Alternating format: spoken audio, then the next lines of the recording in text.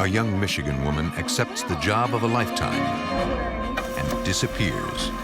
Now it's the authorities' job to find her. The only clues are some suspicious emails and her new employer's shady past. In New York, an ambitious college student has her whole life ahead of her until she crosses the path of a killer. It's a random murder, the hardest kind to solve. But forensics reveals an unexpected pattern, leading to a game of cat and mouse with the prime suspect. Clues, eyewitnesses, police records. All of these help investigators. But each provides small consolation when the victim or the killer has vanished.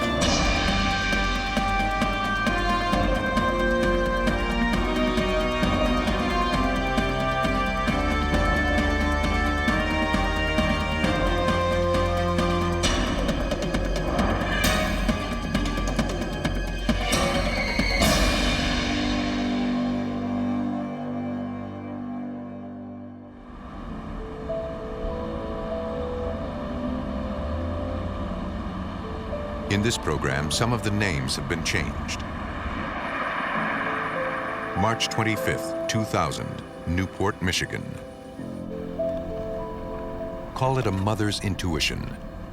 When Carolyn Troughton received an email from her daughter Suzette, who'd moved out of state, it was supposed to reassure her. Instead, she called the police.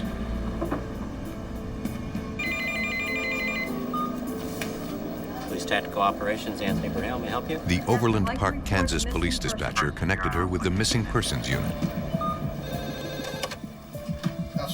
Mrs. Troughton explained that Suzette left for Kansas to work for a man named John Robinson. Suzette had packed her belongings and taken her dogs, promising to write or phone. But her mother hadn't heard from her in weeks, until she got the email that didn't sound like her daughter. Detective Greg Wilson of the Overland Park, Kansas PD was assigned the case. Experience told him it was not unusual for young people to move away from home and lose contact with their families. But Suzette, it seemed, was an exception. Suzette would contact her mother by phone, as well as emails, at least 2 or 3 times a day. Since she had moved to Kansas, the contacts immediately dropped off. So that was of concern to Suzette's mother, as well as the fact that she said that there was never in Suzette's life more than 2 or 3 days at a time that Suzette would go without speaking with her mother. When she left, Suzette, a nursing student, was excited by the opportunity to care for Robinson's elderly father. Police became concerned when they learned about her employer. John Robinson was known to some of the investigators in Overland Park that had dealt with him back in the 1980s, and they knew that he had been a long-time career criminal. In the 1980s, Robinson had been linked to several missing girls, but had never been charged with any crime connected to their disappearance. Investigators from the Overland Park Police wanted to gather all possible information about Suzette's whereabouts before confronting Robinson. Police went to her last known address, a motel. I'm Detective Bobby Humholt with Overland Park Police Department. My partner Greg Wilson. The clerk recalled Suzette because she had 2 little dogs, which weren't allowed. She had a couple dogs. Once Suzette was told about the policy, the clerk never saw the animals again. The clerk said Suzette's room was paid for by Robinson.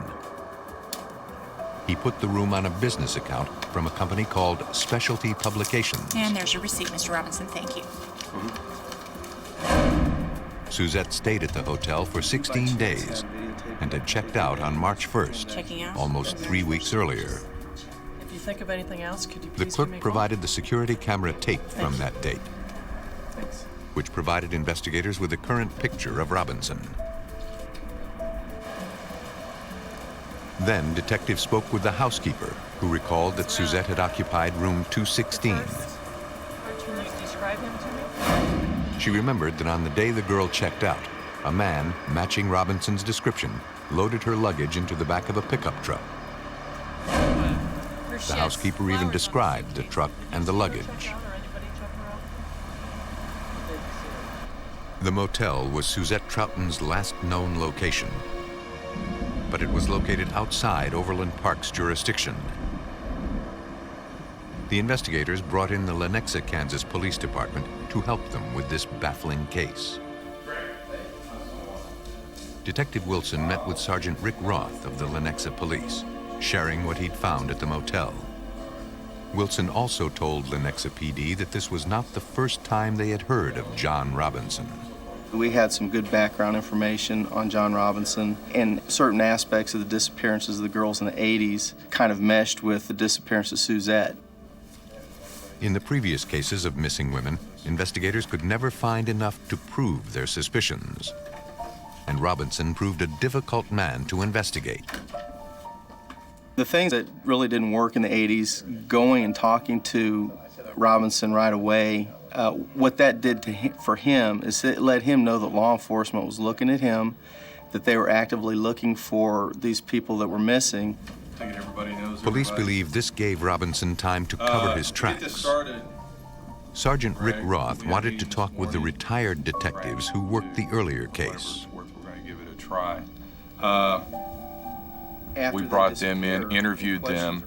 We had their official reports. However, we wanted to get a little further and get their personal views, what went correct in their investigations, what went wrong, their gut feelings, the little tidbits that were not in the police reports. The more he learned about Robinson, the more Detective Roth began to fear he was running out of time if he hoped to find Suzette Troughton alive.